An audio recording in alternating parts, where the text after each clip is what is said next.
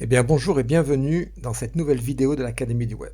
Aujourd'hui nous allons parler ensemble de géométrie procédurale et nous allons donc étudier la façon la plus simple d'orienter des objets en termes de rotation par rapport à l'orientation d'une courbe.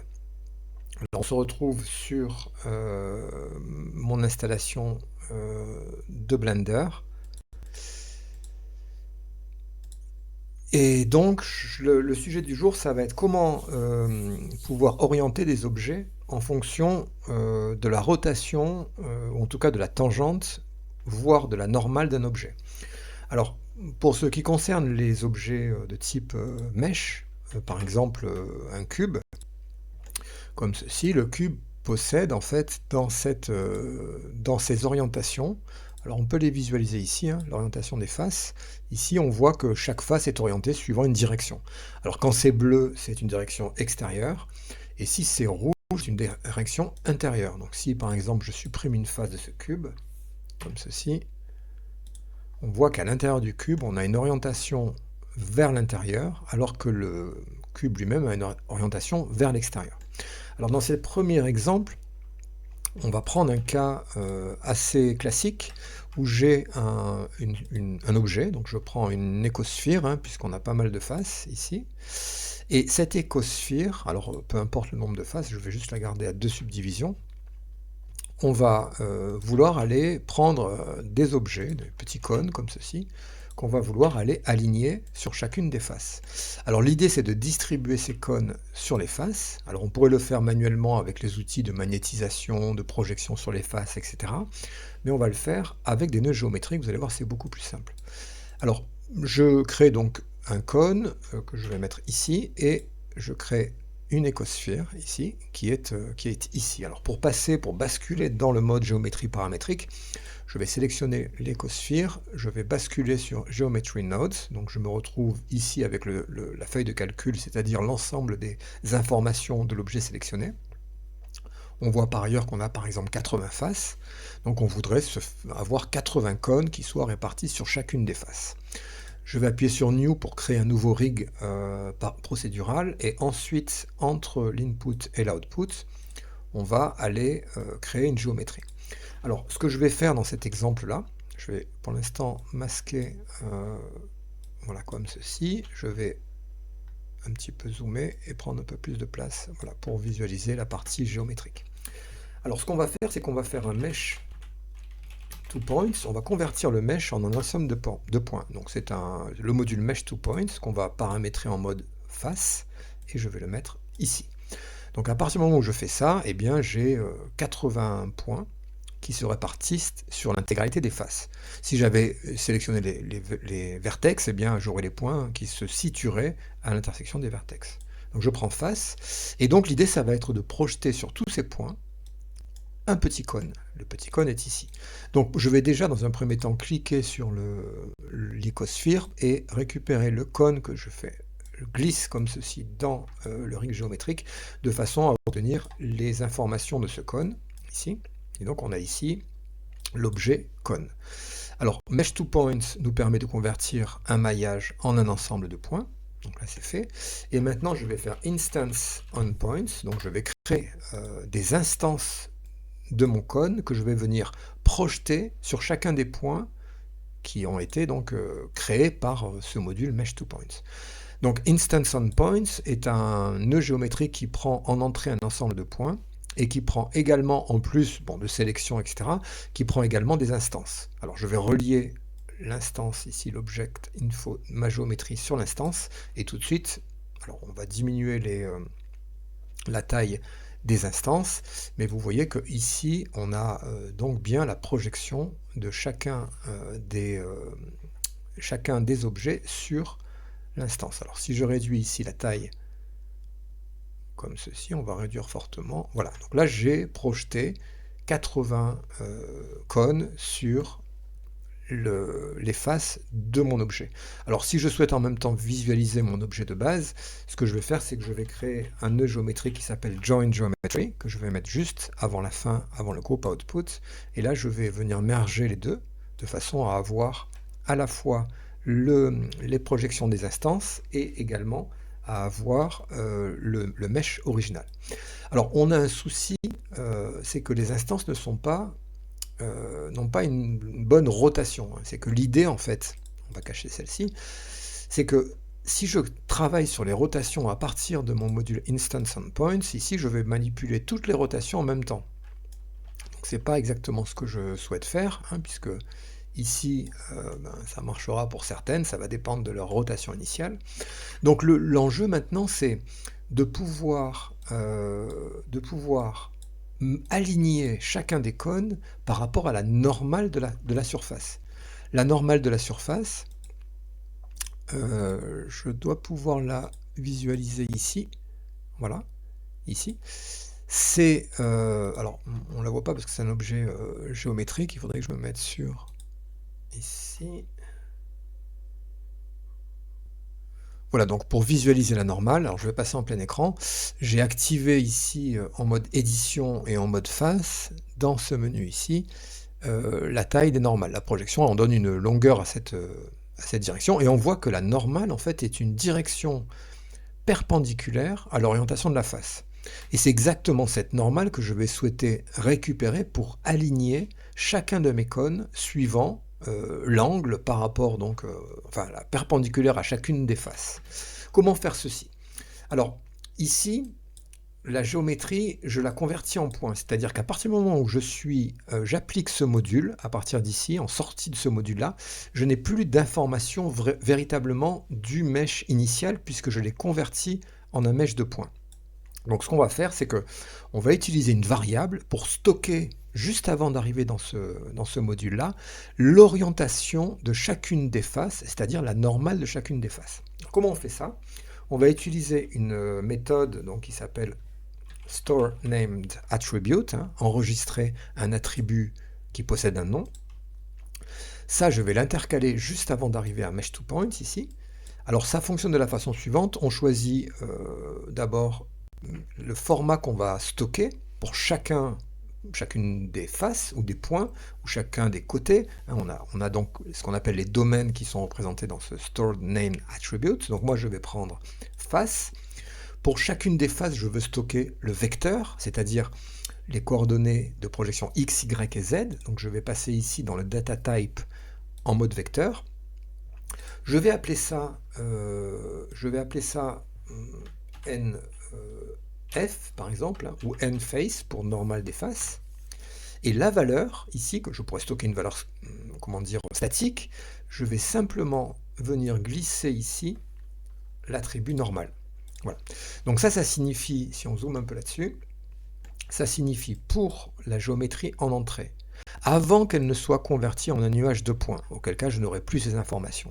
Je vais stocker chaque vecteur de chaque face dans une variable qui est un champ, c'est-à-dire un tableau en fait. Je vais récupérer la normale de chacune des faces. Je vais l'injecter dans cette variable que j'appelle ici nface. On pourrait donner n'importe quel nom pour cette variable. Donc là, j'ai stocké la variable.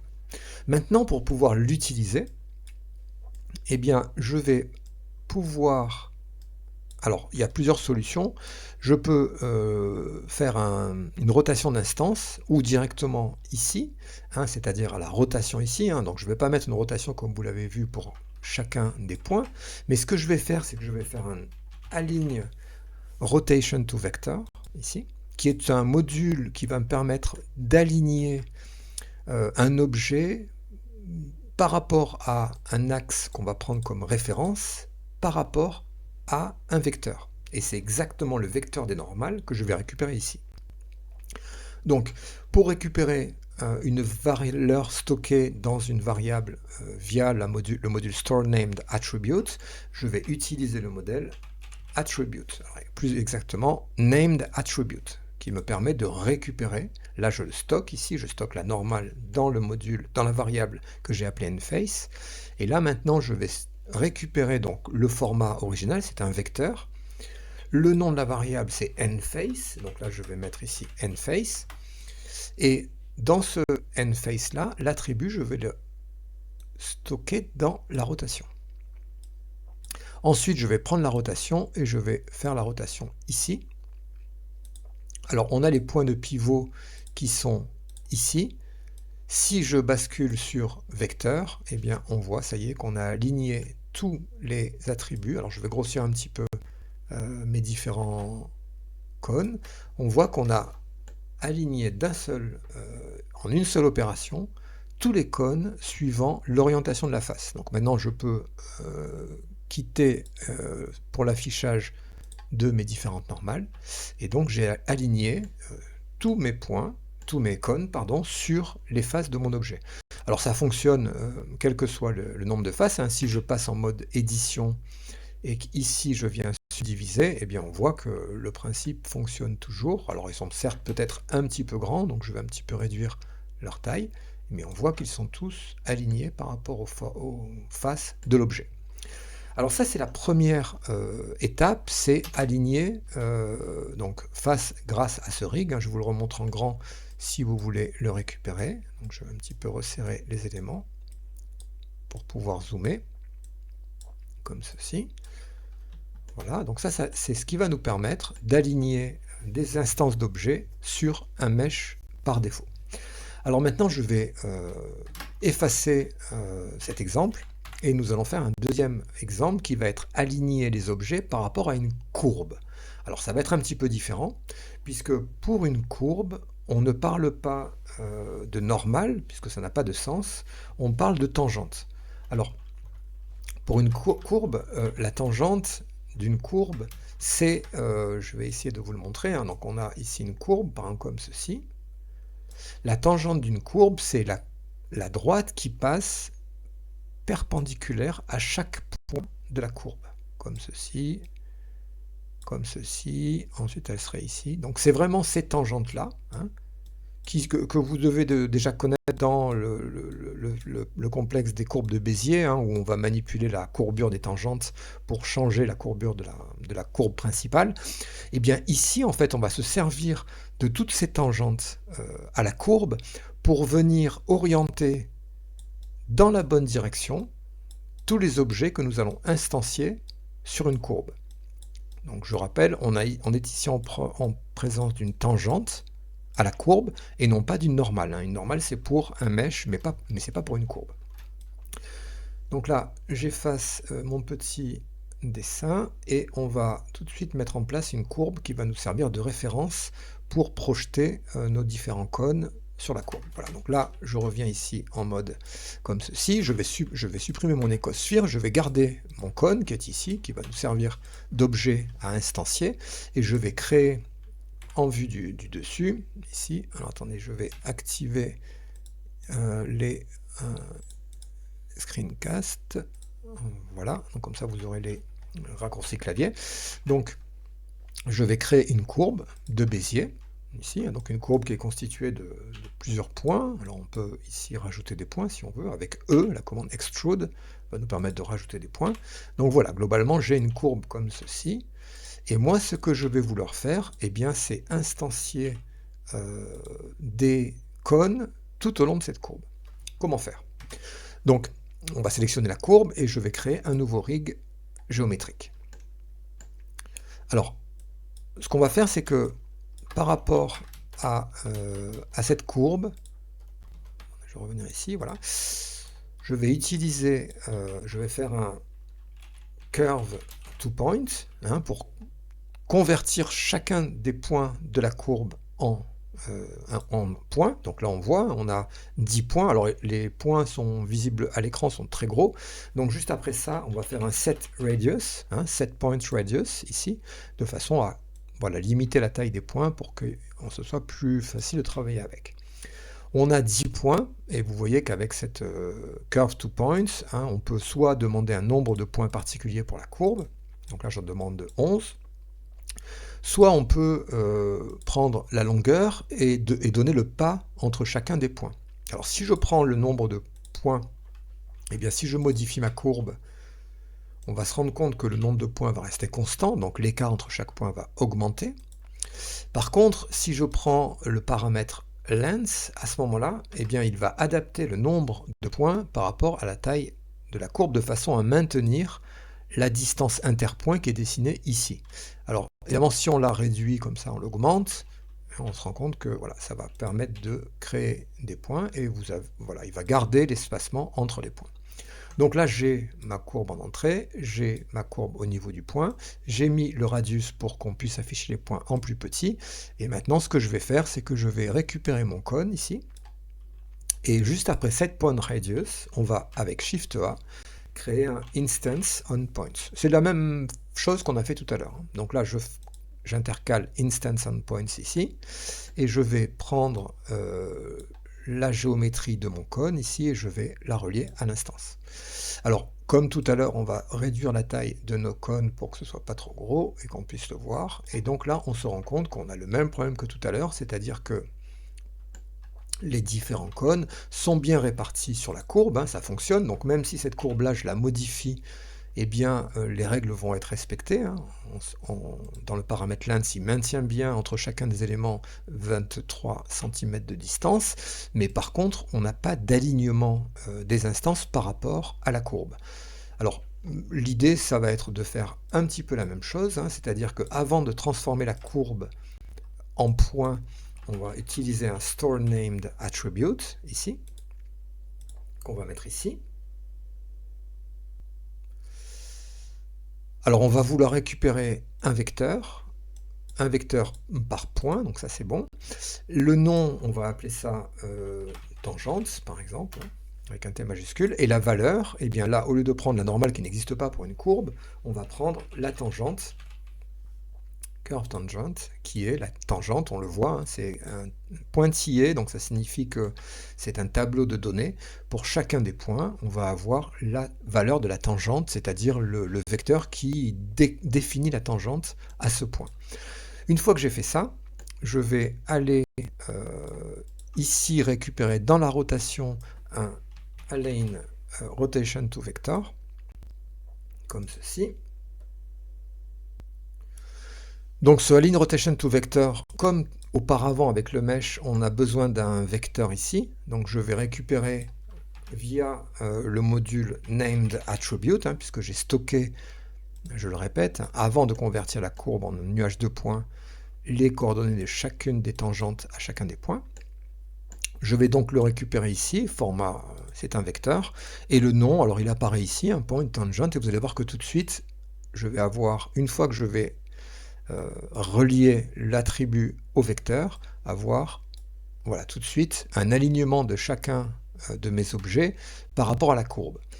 Alors, si je souhaite changer de sens, on le voit, hein, si je souhaite aller de droite à gauche, par exemple, eh bien, ce que je peux faire, c'est inverser la direction de la courbe.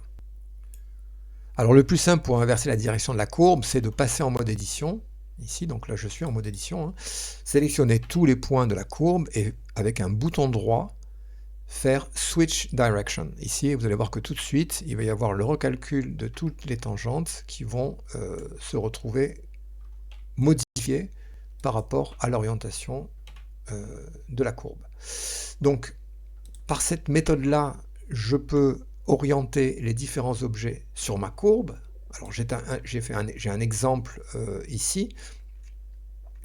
Ça sera, je pense, l'occasion d'un autre tutoriel où là, j'ai créé un rig de chain et on voit que ce rig voilà, va suivre l'orientation de ma courbe, hein, qui va permettre donc ici, suivant le type de courbe, eh bien, il va y avoir modification des positions de chacun des anneaux de la chaîne. Donc c'est le même principe ici, j'ai le même système qui a été fait. Voilà, donc dans cette vidéo-là, on a vu comment appliquer des normales en tenant compte de normales dans le cas de maillage et de tangentes dans le cadre de courbes, de façon à appliquer des rotations aux objets, aux instances, de façon à suivre ces deux informations. Si vous n'êtes pas encore abonné à ma chaîne, abonnez-vous. Je m'appelle Pierre Carbonel, je suis enseignant dans le cycle supérieur et formateur NDA, spécialiste en digital. Je vous remercie de m'avoir écouté, je vous dis à bientôt pour une nouvelle vidéo de l'Académie du Web.